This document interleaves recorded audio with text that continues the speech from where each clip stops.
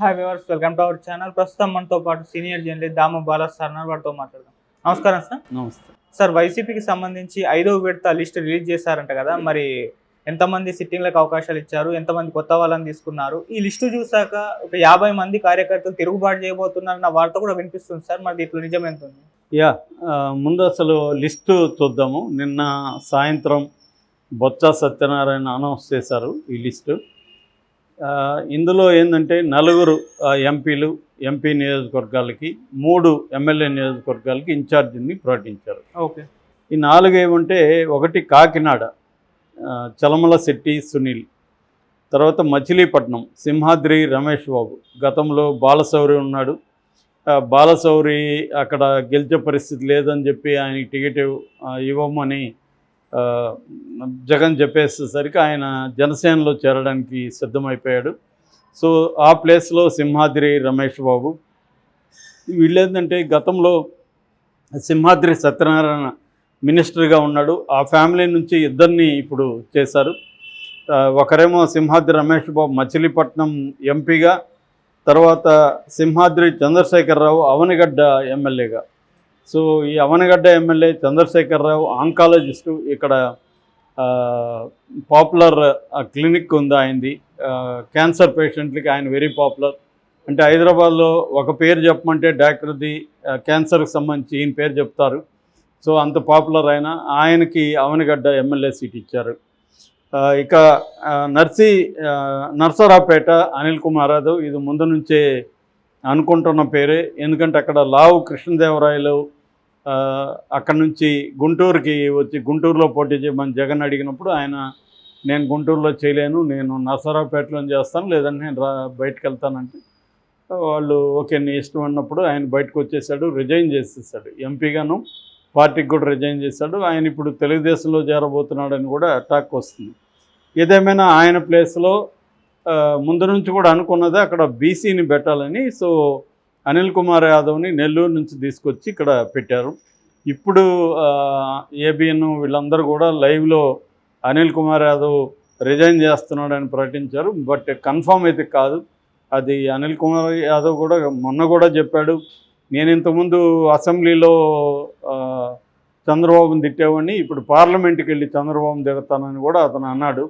కాబట్టి అతను రాజీనామా చేసే ప్రసక్తి అయితే మామూలుగా అయితే లేదు. మరి ఏబిఎన్ వీళ్ళు ఎందుకు లైవ్ వేస్తున్నారని తెలియాలి. తిరుపతి ఇంతకుముందు గురుమూర్తిని పెట్టారు. ఫస్ట్లో గురుమూర్తి ఉన్నాడు ఎంపీగా, తర్వాత ఆయన్ని సత్యవేడు ఎమ్మెల్యేగా మార్చారు. సత్యవేడులో ఉన్న ఆదిమూలాన్ని తీసుకొచ్చి తిరుపతికి ఇచ్చారు.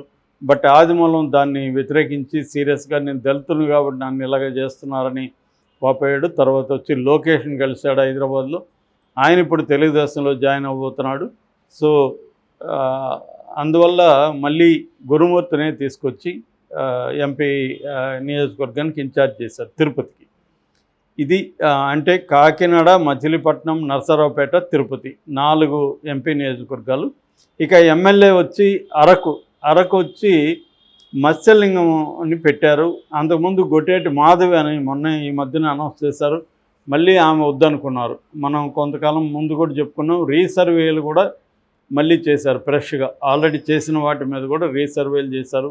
అంటే క్యాండిడేట్ని అనౌన్స్ చేసినాక దీని రియాక్షన్ ఎలా ఉందో చూసుకొని ఒక్కోసారి అది కూడా బాగాలేదనుకున్నప్పుడు మళ్ళీ మార్చారు అనమాట.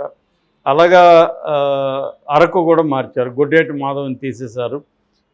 అవనగడ్డ ఇందాక చెప్పినట్టుగా డాక్టర్ చంద్రశేఖరరావు. తర్వాత సత్యవేడులో ఇందాక చెప్పినట్టుగా గురుమూర్తిని అక్కడ తీస్తే ఆదిమూలాన్ని ఇక్కడికి తీసుకుని వచ్చారు. గురుమూర్తి తనకు కూడా ఇష్టం లేదు, కానీ ఎమ్మెల్యేగా జవదాటడానికి ఇష్టం లేకుండా ఆయన వెళ్ళాడు. అయితే ఆదిమూలం రావడానికి ఇష్టపడలేదు కాబట్టి మళ్ళీ గురుమూర్తిని తిరుపతికి వేసి ఆదిమూలం ప్లేస్లో నూకతోటి రాజేష్ని అక్కడ పెట్టారు. ఈ 7 లిస్ట్ వచ్చి 7 మంది మాత్రమే లిస్టులో ఉన్నారు 5వ లిస్టులో. అంటే ఎందుకు ఇంత గ్యాప్ వచ్చింది 4వ లిస్టుకి 5వ లిస్టుకి? అయినా కూడా ఓన్లీ 3 చోట్ల మాత్రమే ఎమ్మెల్యేలు ఎందుకు చేశారు అన్నప్పుడు ఒక 50 మంది తిరుగుబాటు చేస్తున్నారని, 50 మంది తెలుగుదేశానికి జనసేన టచ్లో, కొంతమంది ఏమో షర్మిల టచ్లో ఉన్నారని చెబుతున్నారు. అయితే దీని వెనుక రాజ్యసభకు సంబంధించిన ఎన్నికలు కూడా పనిచేస్తున్నట్టుగా మనం అర్థం చేసుకోవచ్చు. ఎందుకంటే రాజ్యసభ ఎన్నికలు అయిపోయే వరకు కూడా జగన్ ఎక్కువ ఎమ్మెల్యేలని ప్రకటించే అవకాశం లేదు. ఎందుకంటే రాజ్యసభలో ఇప్పుడు మూడు సీట్లు ఖాళీ ఉన్నాయి. యాక్చువల్గా 151 బలం ఉన్న వైసీపీకి 3 సునాయాసంగా రావాలి. కానీ 150 బలం లేదు. ఆల్రెడీ 4 ఎమ్మెల్యేలు బయటకు వచ్చేసారు. మిగతా చాలామంది కూడా ఈ మధ్య కాలంలో బయటకు వచ్చేస్తున్నట్టు. ఇప్పుడు ఆదిమూలం ఇందాక చెప్పుకున్నాము, కాపు రామచంద్రారెడ్డి కావచ్చు, ఆళ్ళ రామకృష్ణారెడ్డి కావచ్చు, వీళ్ళందరూ కూడా బయటకు వచ్చేసారు. వరప్రసాద్ కావచ్చు, రక్షణ నిధి కావచ్చు, ఇలాగ చాలామంది ఉన్నారు. అంటే మామూలుగా అయితే 43 ఓట్లు కావాలి ఒక రాజ్యసభ సభ్యుడికి. సో కానీ ఒక 150లో 40 అంటే 3 4 12 3 3లో 9, సో 129 కావాలి. కానీ కంఫర్టబుల్గా గెలుస్తారు మామూలుగా అయితే. కానీ ఒక 40 మంది అట్లా జంప్ అయితే మాత్రం ఇబ్బంది. అందుకని తెలుగుదేశం వాళ్ళకి బలం లేకపోయినా, తెలుగుదేశానికి ఉన్న బలం ఎంత, 23 - 4, సో 19. సో 19 బలం ఉన్నా కూడా తెలుగుదేశం ఎందుకు నిలబడుతుందంటే, ఇలాగా వైసీపీలో నుంచి బయటకు వచ్చిన వాళ్ళు చాలామంది మన వైపు వస్తారు, మనకు ఓటు వేస్తారు, క్రాస్ ఓట్ చేస్తారు అన్న ఒక ధీమాతోనే నిలబెడుతున్నారు. ఓకే. ఈ ధీమా రావడానికి కారణం ఏంటంటే, రాజ్యసభ ఎన్నికల్లో క్రాస్ ఓటింగ్ జరిగితే వాళ్ళ మీద చర్య తీసుకునే పరిస్థితి ఉండదన్నమాట. రెండోది ఏంటంటే, ఈ ఓటు ఆ ఏజెంట్కి చూపించేయాలి. ఎవరైతే వేస్తున్నారో ఆ పార్టీ ఏజెంట్కి మాత్రం చూపించాలి. సో పార్టీకి అయితే తెలిసిపోతుంది ఎవరు యాంటీగా వేస్తున్నారు. సో పార్టీ చర్య తీసుకోవచ్చు. కానీ ఇప్పటికిప్పుడు ఎలక్షన్లు అయిపోయినాక ఏం చర్య తీసుకుంటుంది? సస్పెండ్ చేసి వాళ్ళని ఇది చేసేది అంత పరిస్థితి కూడా ఏం లేదు. అందుకని ధీమాగా వాళ్ళు మనకు ఓట్లు వేస్తారన్న ఒక ఇది తెలుగుదేశంలో కనబడుతుంది. అందుకని తెలుగుదేశం ఒక క్యాండిడేట్ని నిలబెట్టే అవకాశం ఉంది. మరి వైసీపీ ఇదంతా ఆలోచించి జగన్ ఏం చేస్తున్నాడంటే, కొత్తగా క్యాండిడేట్ని ఇప్పుడే అనౌన్స్ చేస్తే వాళ్ళందరూ క్రాస్ ఓటింగ్ పాల్పడితే మనకు అది పరాభవం అవుతుంది. రాజ్యసభ సభ్యత్వం ఒకటి పోయినా కూడా అది నైతికంగా ఓటమి ఫీల్ అవుతుంది. తెలుగుదేశం పెద్ద ఎత్తున ప్రచారం చేస్తుంది, జగన్ ఆల్రెడీ ఓడిపోయాడు అన్నట్టుగా వాళ్ళు ప్రచారం చేస్తారు. అప్పుడు కూడా మన ఎమ్మెల్సీ ఎన్నికల్లో కూడా ఇలాగే ప్రచారం చేశారు. నిజానికి ఎమ్మెల్సీ ఎన్నికలు అనేది జనరల్ ఎన్నికల ట్రెండ్ని రిఫ్లెక్ట్ ఏం చేయదు, కానీ అలాగా ప్రచారం చేశారు. మొత్తం వైసీపీ ఓడిపోయింది అన్నట్టుగా ప్రచారం చేశారు. సో ఇప్పుడు కూడా మళ్ళీ ఒక్కసారిగా తెలుగుదేశానికి సంబంధించిన మీడియా అంతా కూడా పెద్ద ఎత్తున ప్రచారం చేస్తారు. మొత్తం వైసీపీ కుప్పకూలిపోయింది, వైసీపీలో ఇంతమంది వేశారు అనేది ప్రచారం చేస్తారన్న ఒక భయం జగన్కి ఉండే అవకాశం ఉంది. సో అందుకని జాగ్రత్తగా పడుతున్నట్టుగా తెలుస్తుంది. ఆల్రెడీ ఇప్పుడు 20-30 మంది వెళ్ళి ఉంటారు. మిగతా వాళ్ళకి కూడా లేదని చెప్తే వాళ్ళందరూ కూడా పోయి ఓటు వేసే అవకాశాలు కనబడుతున్నాయి జగన్కి వ్యతిరేకంగా. అందుకని కూడా జగన్ నిర్ణయాల్ని జాగ్రత్తగా తీసుకుంటున్నట్టు. అందుకని 3 మాత్రమే చేశారు. ఏదేమైనా ఇప్పటి వరకు 58+3 అంటే 61 నియోజకవర్గాల్లో, ఎమ్మెల్యే నియోజకవర్గాల్లో ఇన్ఛార్జీలను ప్రకటించినారు. 10+4 14 ఎంపీ స్థానాల్లో కూడా ఇన్ఛార్జీల్ని ప్రకటించారు. అయితే ఈ కాంటెక్స్లో తెలుగుదేశం, జనసేన నుంచి కూడా ఒక లిస్టు తిరుగుతోంది నిన్నటి నుంచి.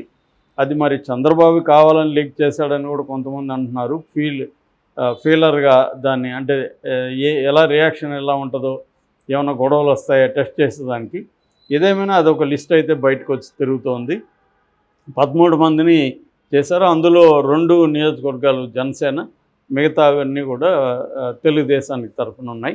మరి అది అంత నిజమో తెలియదు. ఏదేమైనా చంద్రబాబు జగన్ నుంచి ఒక గుణపాఠం నేర్చుకుంటున్నాడు.